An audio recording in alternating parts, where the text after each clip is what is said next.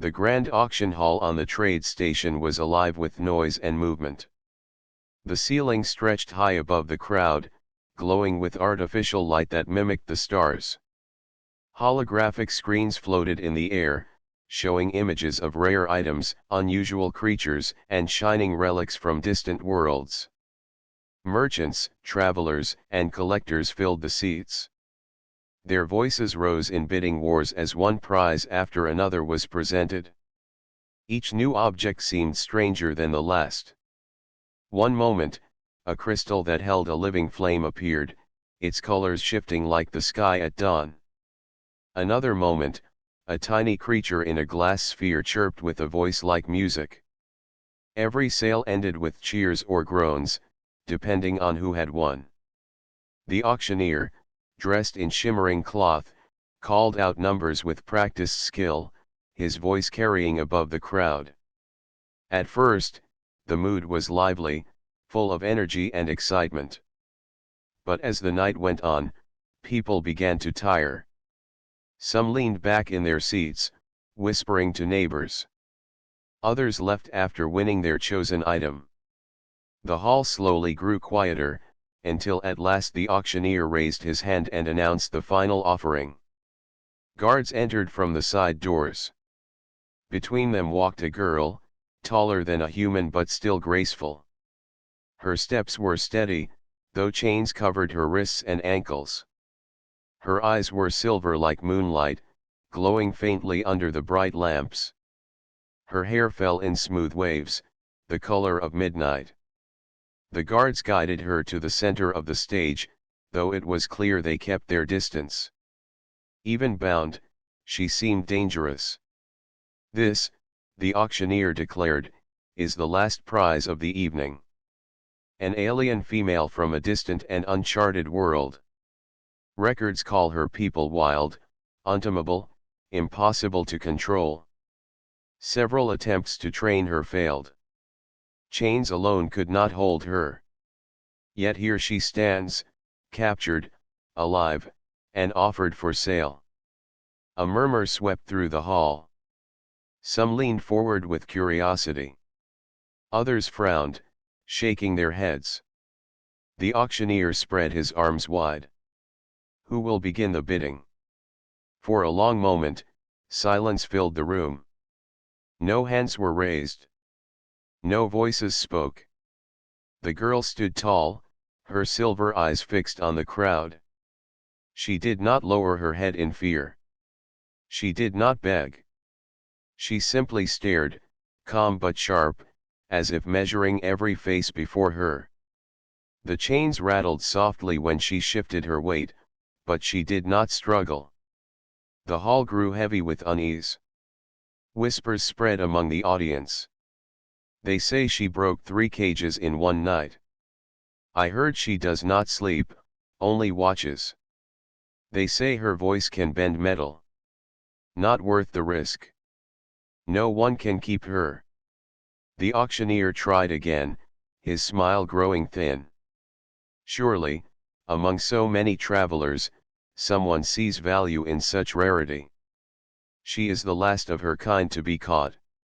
She is strong, intelligent, and unbroken. Who will begin? Still, no one moved. The silence deepened until only the faint hum of machines filled the air. Near the back of the hall, a human man named Aaron sat quietly. His clothes were plain, his seat unremarkable. He was not a wealthy merchant or a famous collector. He had no shining rings on his fingers or guards standing by his side. To most, he was invisible, just another traveler passing through. But Aaron's eyes were fixed on the girl. While others saw danger, he saw something else. Her defiance was not rage but strength. Her silence was not emptiness but choice. He wondered how long she had stood like this, treated as an object rather than a living being. The auctioneer's voice grew strained. No bids. None at all. Then this night ends in disappointment. Aaron raised his hand. The crowd turned at once, whispers breaking out again. A few laughed. Is he serious? A fool's move. Humans are too soft-hearted. The auctioneer blinked in surprise, then quickly seized the chance. A bid has been made. Do I hear another? No one else spoke. No other hands rose. Aaron's voice rang clear. I will pay. The hall filled with laughter and disbelief.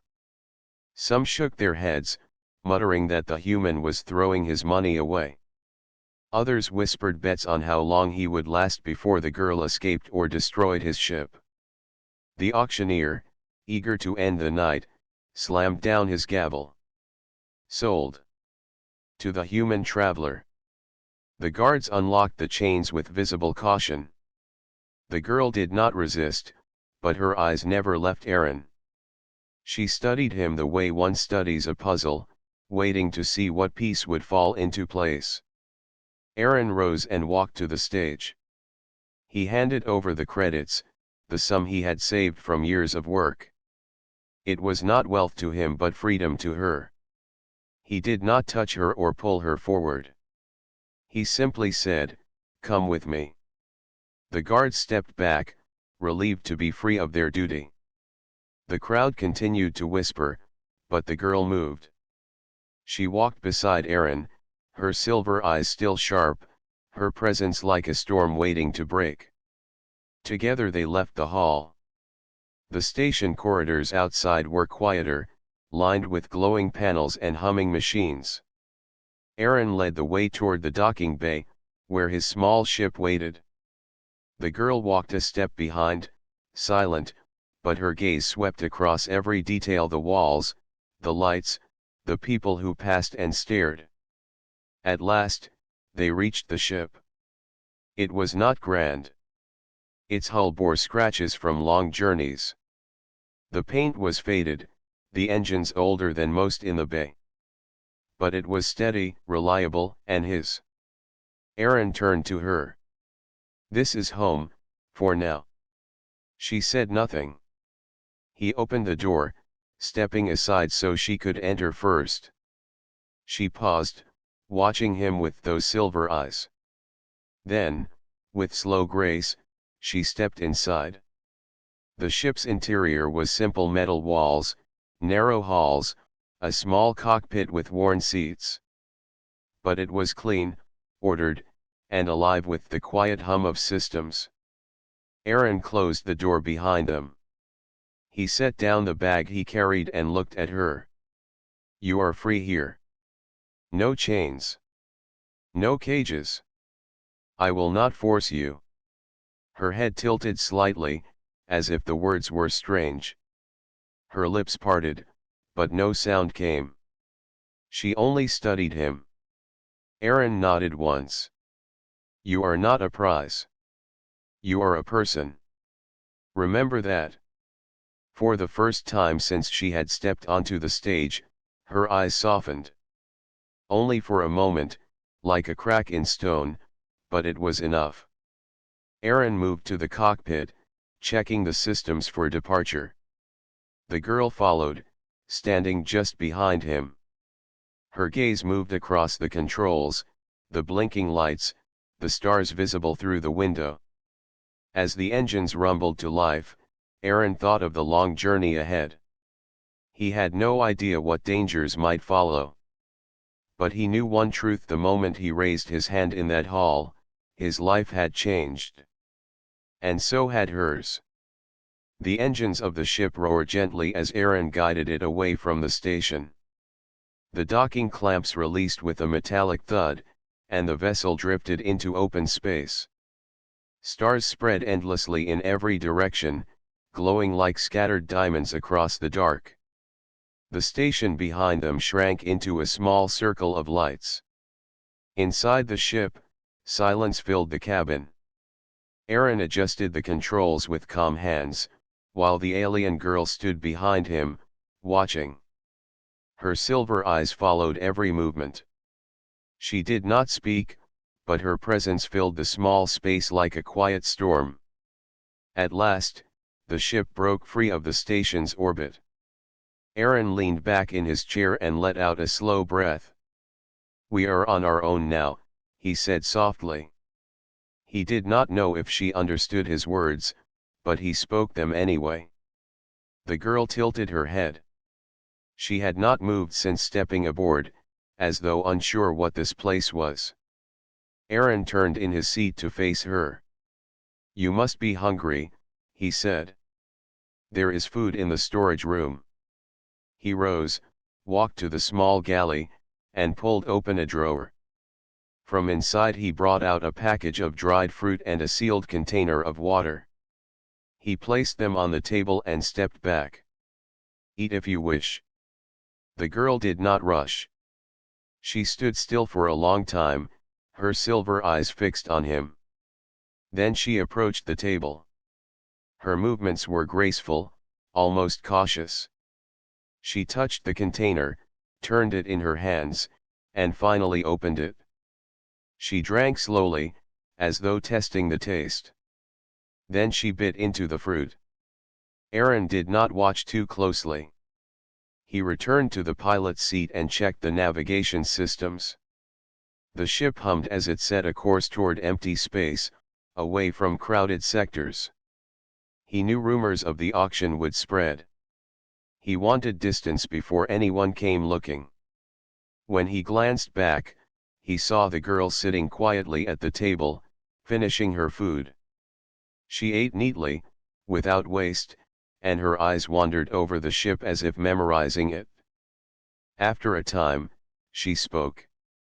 Her voice was soft, broken, but clear enough. "Why?" Aaron turned. "Why what?" Her silver eyes met his. "Why, pay?" He hesitated. It was the first time she had spoken to him. Her voice carried strength beneath its roughness, like a song cut short. He chose his words with care. "Because you did not deserve to stand in chains. You are not a thing to be sold." She studied him silently. Then she said no more. The days that followed moved slowly but with quiet change. At first, the girl remained distant. She kept her space, watched everything, and spoke little. Aaron did not press her. He treated her as a guest, not a prisoner. He showed her how the doors worked, where the supplies were kept, how the lights could be dimmed or brightened. He gave her freedom to explore the small ship. She began to test this freedom. One morning, Aaron found her in the cockpit, touching the control panels with light fingers. She pulled her hand back quickly when he entered, but he only smiled. "Curious?" he asked. Her head tilted again, the way it often did when she did not understand all the words. "Curious," she repeated, as though tasting the sound. He showed her some of the switches, the ones safe to press. She leaned close, her silver eyes shining with interest, and watched every detail. When he explained the navigation screen, she traced the glowing lines with her finger. That night, she surprised him again. As they shared a simple meal, she pointed to herself and said, "Nira." Aaron set down his spoon. "Nira," he repeated softly. "That is your name." She nodded once, her expression unreadable. He smiled. "I am Aaron." For the first time, her eyes softened slightly, as though a wall between them had shifted. She repeated his name carefully, shaping it with her lips. "Aaron." The ship carried them through the deep dark. Outside, stars burned, and distant nebulae glowed with faint colors. Inside, life settled into rhythm. Nira grew more at ease. She moved through the ship without hesitation. She asked short questions in broken words, pointing at objects she did not know. Aaron answered patiently, teaching her the names engine, chair, screen, water, door. Her language grew faster than he expected. But trust was not built in a day. Sometimes she tested him. Once, she stood very close, her eyes sharp, her presence heavy. She seemed to wait, to see if he would raise a hand against her or try to command her. Aaron did not. He only said, "You are free to choose." She stepped back without a word, but her gaze lingered on him longer than before. Another time, during a routine check, the ship's power flickered.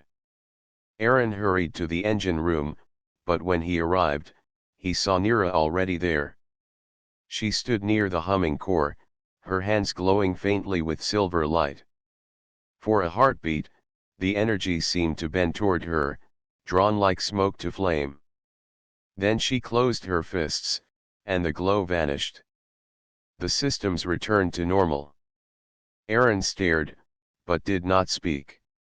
She looked at him, her face calm, and said only one word. "Help." He nodded. "You helped the ship." She gave the faintest nod, then walked past him. That night, as he lay in his small bunk, Aaron thought about her powers. She was more than strong. She was connected to energy in a way no human could be. No wonder others had called her untamable. But he did not feel fear. He felt only respect. The days stretched into weeks. Aaron charted a course away from trade routes, choosing quiet systems where no one would think to follow. He took odd jobs on remote stations, earning enough credits to refuel and restock. Everywhere they went, people looked at Nero with suspicion or awe, but Aaron never treated her as anything less than an equal. Slowly, Nero began to change. She sat beside him in the cockpit, sometimes silent, sometimes asking about stars or planets. She laughed once soft, short, but real when Aaron burned a meal and tried to hide the smoke. She even began to sleep, no longer standing watch through every night. One evening, as the ship drifted near a glowing nebula, Nira spoke more than ever before. She told him, in broken but steady words, that her people had lived on a world of storms and light. They did not build cities or machines. They shaped energy with their bodies, lived in harmony with the sky, and defended their freedom fiercely. When outsiders came to capture them, many resisted. Nira fought, but she was taken. Aaron listened without interrupting. He could hear the weight in her voice, the pride, and the sorrow. When she finished, he said, "You are not alone now. Whatever comes, we face it together." Her silver eyes held his. For a long moment, she said nothing. Then she gave the smallest nod. That night, as the nebula glowed outside, Aaron realized something had shifted. Nira no longer stood apart. She was no longer just a passenger or a rescued captive. She was becoming something more: an ally, a companion, a friend. But he also knew the galaxy would not stay silent. Rumors traveled fast. Somewhere, others were already searching. He could feel the weight of unseen eyes in the dark. And yet, for now, in the quiet hum of the ship, there was peace. The ship drifted through a quiet stretch of space, far from trade routes or busy stations. Stars shone outside the windows, scattered like endless fires. Inside, life settled into a steady rhythm. Aaron worked on repairs, checked the engines, and kept their course steady. Nero walked the halls, silent but watchful, learning the way of the ship. At first, the distance between them had been wide. She moved with caution, never too close, always ready to test him with sharp eyes. Aaron never pushed her. He gave her space, treated her with respect, and waited. Trust, he knew, could not be demanded. It had to grow on its own. Days turned into weeks, and small changes began to show. One morning, Aaron was working on the outer panels of the cockpit, trying to fix a loose wire. The metal sparked, and he pulled his hand back with a sigh. "Always another problem," he muttered. When he turned, Neera stood in the doorway. She watched him for a moment, then stepped closer.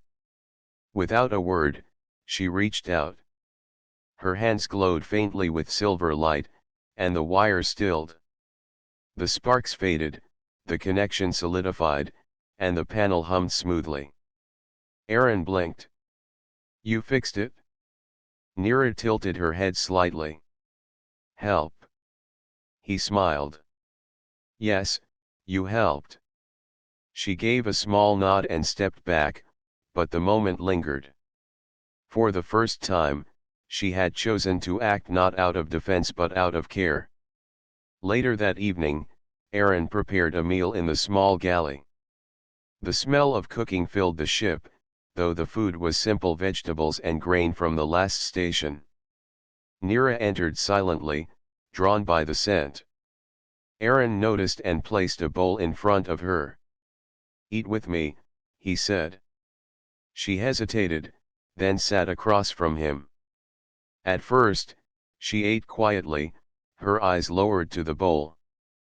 But then she glanced at him and asked in broken words, "Why share?" Aaron met her gaze.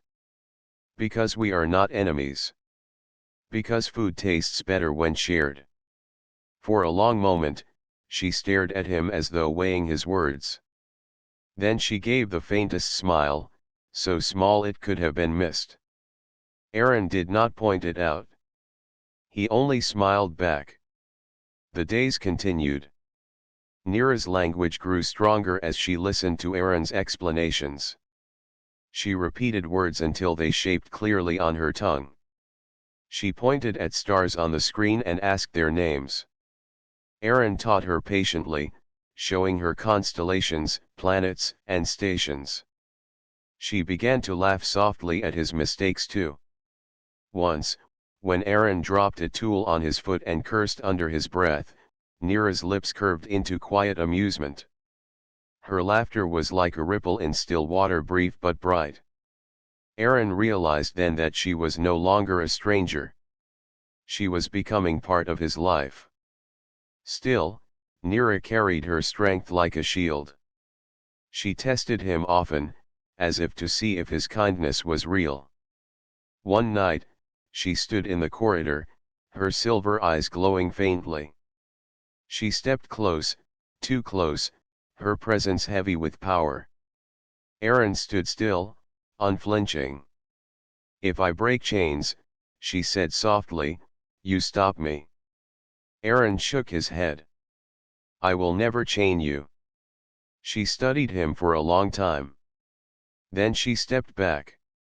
No word followed, but her eyes held a new weight, something like trust beginning to bloom. As days passed, their bond deepened. Aaron taught her how to control the ship's smaller systems, lights, doors, even simple steering in empty space. She learned quickly, her mind sharp and eager. Sometimes she sat at the controls beside him, her silver eyes glowing as stars stretched across the glass. One evening, as the ship floated near a quiet moon, Neera told him more of her past. Her words came halting at first, but stronger as she went on. "My people, not many. We live with storms. Sky full of fire, light. We strong with it. Outsiders come. They take. Many fight. Some fall. I, caught." Her voice was steady, but Aaron could hear the pain behind it. He listened in silence, not interrupting. When she finished, he said gently, "You are not alone now. You survived because you are strong.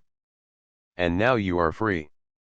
Her eyes searched his face, as if to test his truth. Slowly, she gave a single nod. The bond between them grew not from words alone but from action. When Aaron grew tired after long repairs, Nero lifted heavy parts for him without being asked. When she woke from restless sleep, Aaron sat quietly with her until calm returned. They began to move in rhythm, two lives weaving together. But it was not only comfort. Nero carried power that no human could match. One afternoon, as they crossed a field of drifting asteroids, the navigation system faltered. A rock too large for the ship to avoid came into their path. Aaron pulled the controls desperately, but the engines were not fast enough. Before impact, Nero stepped forward. Her hands glowed with silver light, her eyes burning bright.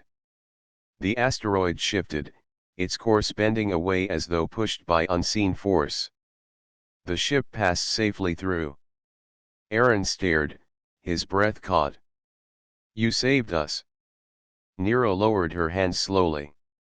"Together," she said simply. That word stayed with him. Together. The galaxy outside remained vast and dangerous. Aaron knew others would come searching, drawn by rumors of the untamable alien girl. But inside the ship, trust was forming, strong as steel. Nero no longer looked at him with suspicion. She walked beside him now, not behind.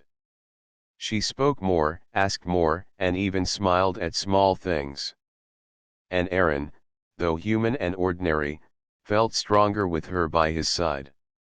Their journey had begun as chance, one human raising his hand in a crowded hall, one alien girl left unwanted. But now it was more. It was the beginning of a bond beyond chains, a bond that would carry them through whatever dangers waited in the stars. The weeks of quiet travel could not last forever. Aaron knew it, and deep inside, Nero knew it too. Rumors in the galaxy spread quickly, carried by traders, smugglers, and mercenaries. The story of the human who had paid for the untamable alien girl became a tale whispered in docking bays and market halls. Some laughed at it, others doubted it, but many listened with sharp ears. Where there was a rare being, there was profit to be made. One day, while Aaron's ship drifted near a lonely trade outpost, a shadow followed them.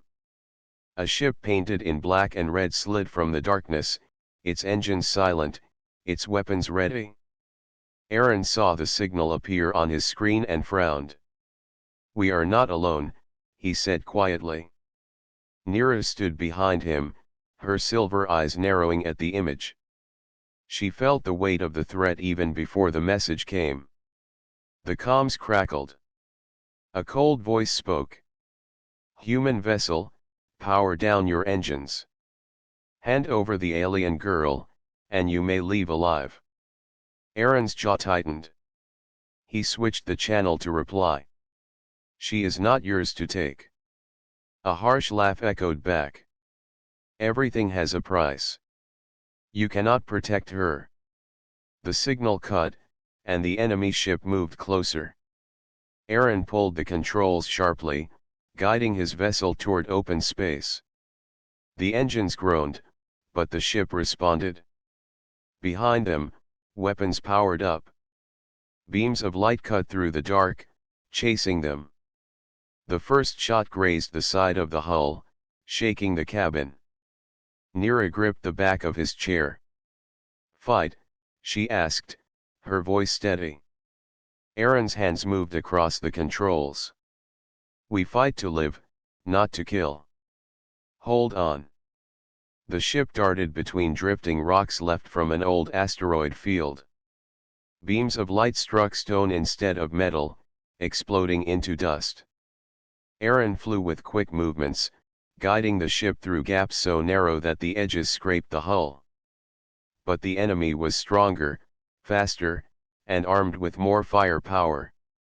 Another blast struck, rattling the systems. Alarms screamed through the cabin. Aaron's eyes flashed to Nero. "Can you help?" She nodded once. Her hands glowed silver. Energy spread through the cabin like a low hum. Outside, the sensors on the enemy ship flickered and failed. Their weapons misfired, beams shooting wide. Aaron seized the chance. He pushed the engines to their limit, diving deeper into the asteroid field. Rocks spun past like silent giants. Dust and light filled the windows. For a time, they were hidden. Aaron slowed the ship and let it drift in the shadow of a massive stone. His breath came heavy, but his hands stayed steady on the controls. Nira stood beside him, her glow fading. She looked tired but unbroken. "They will come again," she said.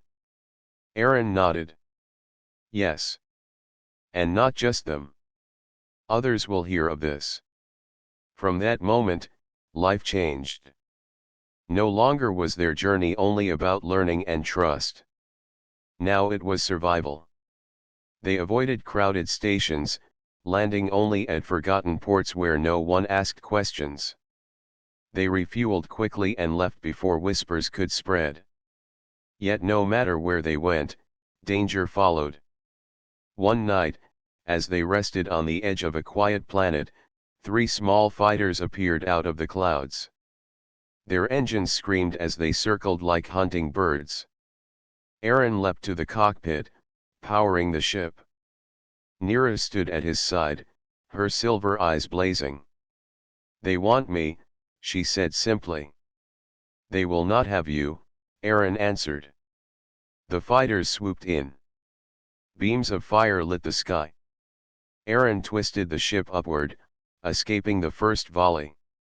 Nero lifted her hands, and a wave of silver energy pulsed outward. The nearest fighter spun out of control, its systems frozen. The other 2 split apart, trying to flank them. Aaron wove between clouds, his hands steady even as the ship shook. Nero focused, her glow cutting through the storm. She bent the energy fields around them, hiding their signal from enemy scanners. Together, they slipped through the sky and broke free into space. Behind them, the fighters searched aimlessly, lost in confusion.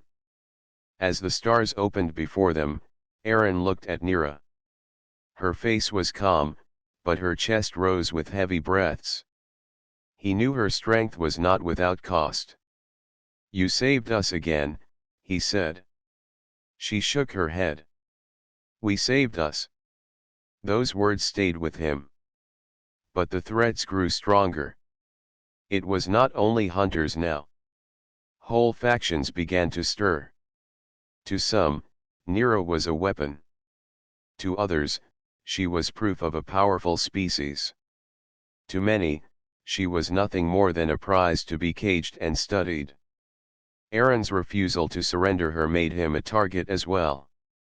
One day, a fleet blocked their path. Not 1 ship but 5, lined with heavy weapons. The comms filled with a new voice, stern and commanding. "Human vessel, you hold what belongs to us. Hand over the alien, or be destroyed." Aaron's hands gripped the controls. He looked at Nira. She stood tall, her silver eyes shining brighter than ever. "I will not go back," she said. "You will not," Aaron agreed. The fleet closed in, weapons charged. Aaron's ship was small, too weak to face such power. But where strength failed, human skill and determination rose.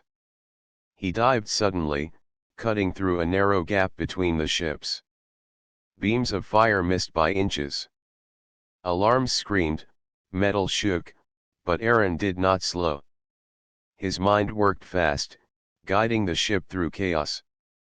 Nira stretched her hands wide. Her power surged, bending sensors, scattering signals.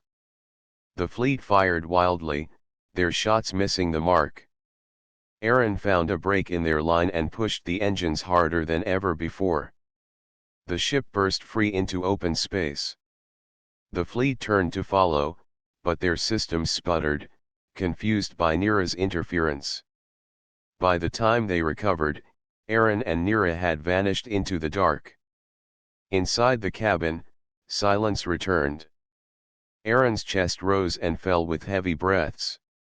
His hands trembled slightly on the controls, but his eyes burned with resolve. Nira sat beside him, her glow fading slowly. She was tired, but her voice was firm. "They will not stop." Aaron nodded. "Then neither will we."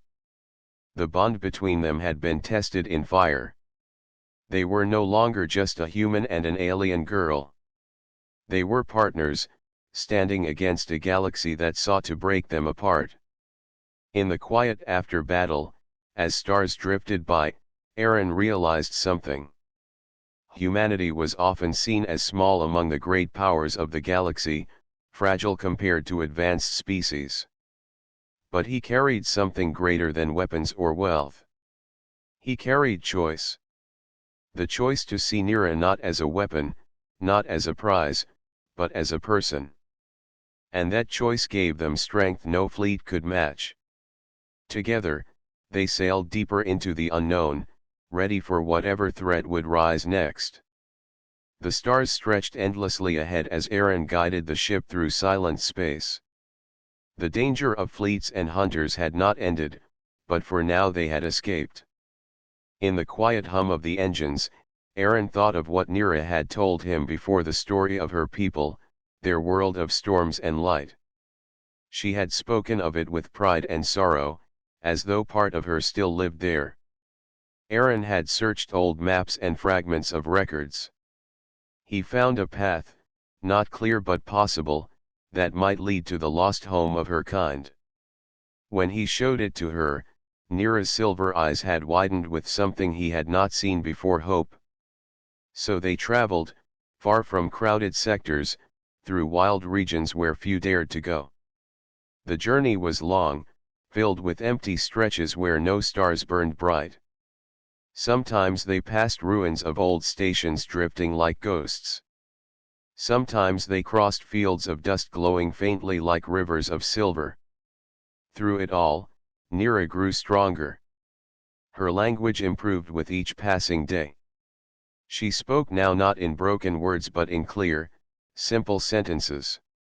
She asked questions about humans, about Earth, about why Aaron had chosen to save her when no one else raised a hand. Aaron answered honestly. He told her humans made mistakes, but they also had the power to choose kindness. One night, as the ship floated near a dying star, Nira sat beside him in the cockpit. Her silver eyes reflected the red light outside. "Aaron," she said quietly, "you are not afraid of me." "Why?" Aaron smiled faintly. "Because fear is not stronger than trust.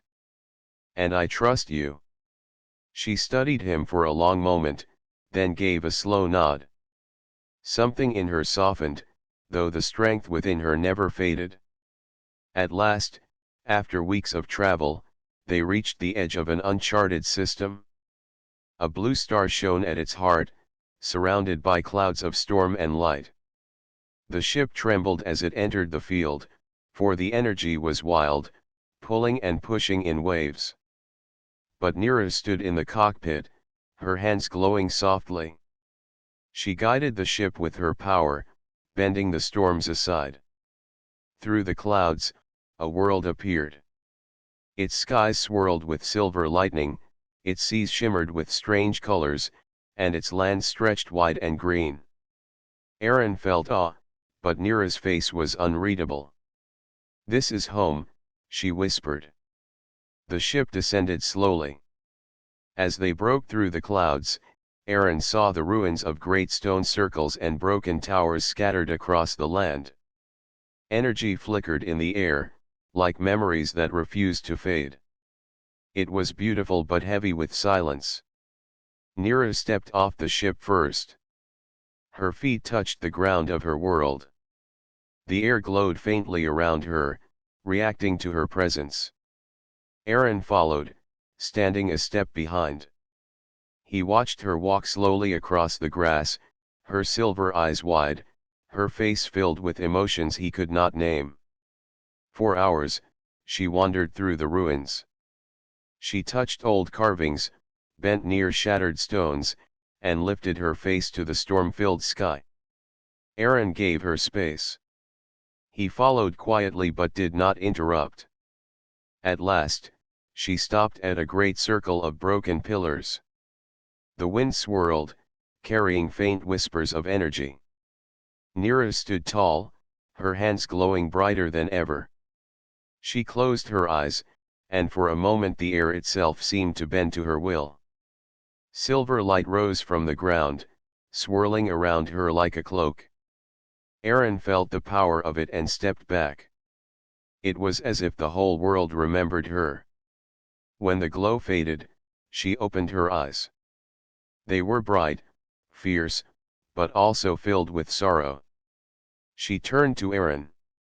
"My people, gone. Only shadows remain." Aaron's chest tightened. He wished he could take the pain from her, but he could not. All he could offer was his presence. "You are not gone.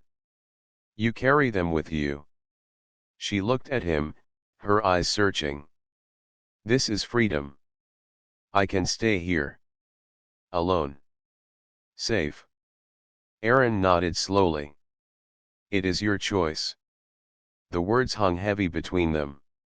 For the first time since they had met, Aaron felt the weight of losing her. He had bought her freedom, but he knew it meant she could walk away.